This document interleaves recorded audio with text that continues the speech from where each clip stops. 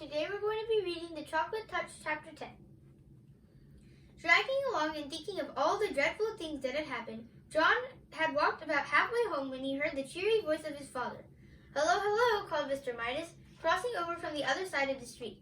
He was on his way home from the station. "You left the party rather early, didn't you?"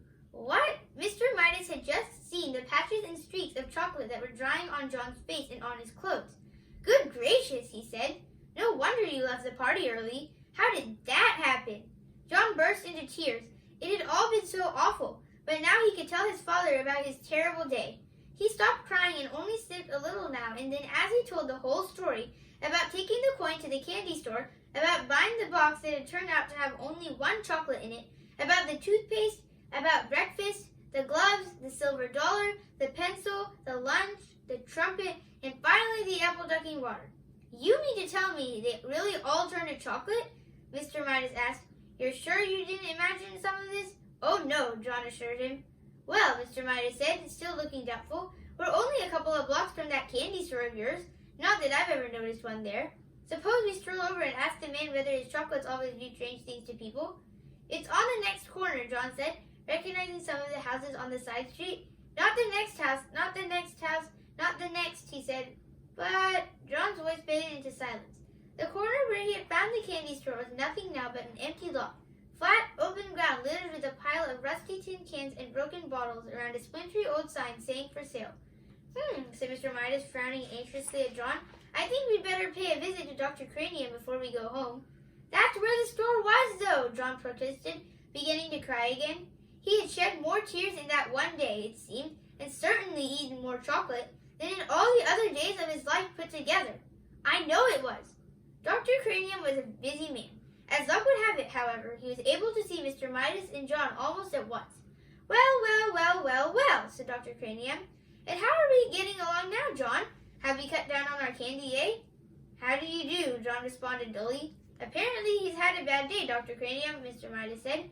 "Trouble at school, you know, and a little accident at the birthday party. What I'm worried about is that he keeps saying that everything he puts into his mouth turns to chocolate." "No more than a nursery fantasy, I'm sure," Dr. Cranium said to Mr. Midas. "Well, John," he went on, looking down with a smile, "suppose you tell me in your own words what the matter seems to be."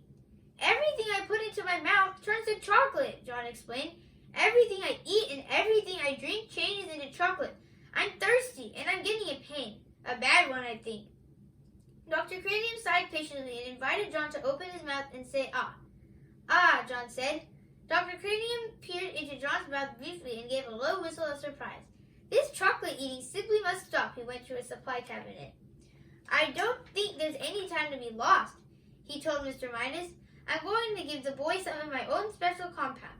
Dr. Cranium's elixir, I call it, never fails." Dr. Cranium selected a large bottle from one of the cabinet's crowded shelves. He removed the top from the bottle. He got a spoon from another shelf. He filled the spoon with an oily greenish-yellowish medicine that had yellowish-reddish lights glinting in it. "It doesn't taste very pleasant," Dr. Cranium warned John in a pleasant tone of voice, "but I'm sure it'll do the trick. Clear the stomach and you'll clear the mind. That's what I always say." Dr. Cranium offered John the brimful spoon. "Must I?" John asked his father. "I know it'll turn into chocolate." "Go on," Mr. Midas nodded encouragingly. "Drink it down." John took the spoon between his lips. The medicine turned to chocolate. The spoon turned to chocolate. John choked and sputtered, and chocolate syrup spurted from his mouth. Dr. Cranium dropped the spoon in alarm. When it struck the white tiled floor, the chocolate handle snapped into several pieces. "Mercy," said Dr. Cranium. "I've never seen anything like it. The boy's whole system seems to be so chocolatified that it chocolatifies everything it touches." After he had recovered somewhat, the doctor went on, "I believe that this must be an unprecedented case of, chocolatitis. I shall call it Cranium's disease. I shall want to make an exhaustive study of the child. I think John has enough excitement for one day," Mr. Midas said.